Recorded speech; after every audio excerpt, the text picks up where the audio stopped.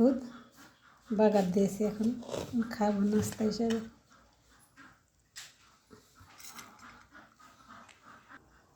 হচ্ছে লাল মরিচের ভর্তা নিলাম, কলই শাকের বড়া ভর্তা নিলাম, হয়েছে বড়া ভাজা।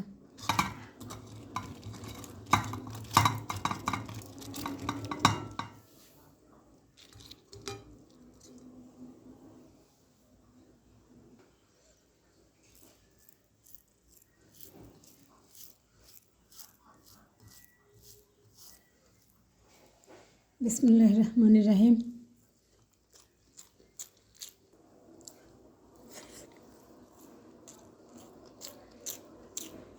সেই টেস্ট ভাই, বাসায় বানিয়ে খান সবাই নিয়ে শীতের সকালে।